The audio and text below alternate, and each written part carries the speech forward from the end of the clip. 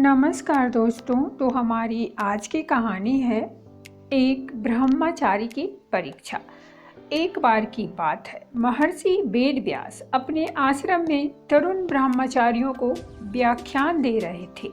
इस व्याख्यान के दौरान वे बता रहे थे कि तरुण ब्रह्मचारियों को स्त्रियों से हमेशा सावधान और सतर्क रहना चाहिए, क्योंकि काम का आवेग बहुत शक्तिशाली होता है।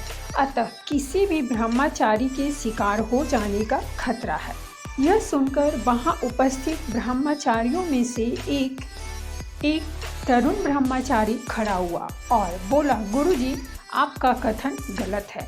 मुझे कोई भी स्त्री अपनी ओर आकर्षित नहीं कर सकती। मैं पूर्ण ब्रह्मचारी हूँ। वेद व्यास जी बोले, जैमिनी, तुम्हें जल्द ही अनुभव हो जाएगा। मैं अभी कुछ दिनों के लिए बाहर जा रहा हूँ। मैं 3 महीने में लौटूंगा। सावधान रहना और अहंकार में आकर अपनी अति प्रशंसा मत करना। महर्षि वेद व्यास ने अपनी योगिक शक्ति से एक ऐसी स्वांगपूर्ण सुंदर युवती का रूप धारण कर लिया, जिसके हृदय को भेदने वाले तीखे नयन, जिसका चेहरा सौम्य की तरह सुहावना, मोहक तथा जिसका शरीर अति सुंदर वस्त्रों से सुसज्जित था। यह सुंदर युवती संध्या के समय एक पर्वत पर एक पेड़ के नीचे जाकर खड़ी हो गई। अकस्मात बादल इकट्ठे हो गए और वर्षा प्रारंभ हो गई। संयोग से उस समय जैमिनी भी जंगल से आते हुए पेड़ के पास से ही गुजर रहा था। उस युवती को जंगल में ऐसे अकेला देख उसे दया आ गई। उसने उसे संबोधित करते हुए कहा, अरे देवी जी, अगर आप बुरा ना माने तो मेरे साथ आकर मेरे आश्रम में ठहर सकती हैं। युवती बोली, क्या तुम अकेले रहते हो? क्या वहाँ कोई अन्य स्त्री है? जैमिनी ने कहा, मैं अकेला हूँ, परंतु आप निश्चिंत रहिए देवी, मैं पूर्ण ब्रह्मचारी हूँ। मुझे कोई भी स्त्री काम पीड़ित नहीं कर सकती। मैं संपूर्ण विकारों से मुक्त हूँ। आप वहाँ निशंक रह सकती हैं। युवती बोली, एक तरुण कुमारी कन्या का एक ब्रह्मचारी के साथ रात्रि में अकेले रहना उचित नहीं है। जैमिनी ने कहा, ओह देवी, भयभीत मत होइए, मेरा विश्वास कीजिए। मेरा ब्रह्मचर्य पूर्ण है। मैं शपथ लेता हूँ कि आपको कोई हानि नहीं होगी। तब युवती रात्रि में उसके आश्रम में रहने के लिए सहमत हो गई।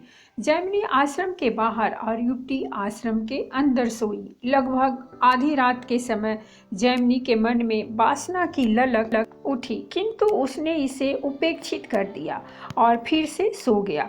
इस बार तेज ठंडी ठंडी हवाएं चलने लगी। जैमिनी उठा, दरवाजा खटखटाया और कहा, ओह देवी, बाहर बहुत ज़्यादा ठंडी हवाएं चल रही है।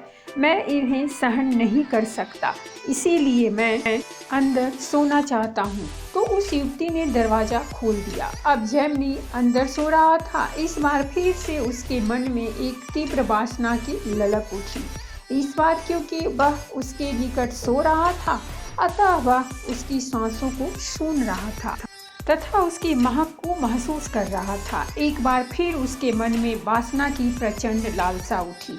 इस बार वह अपना विवेक खो बैठा और उठकर उस सुंदरी का आलिंगन करने के लिए आगे बढ़ा ही था कि वेद व्यास जी ने अपना असली रूप धारण कर लिया और कहा, ओह मेरे प्रिय जैमिनी, कहाँ है तुम्हारा पूर्ण ब्रह्मचार्य?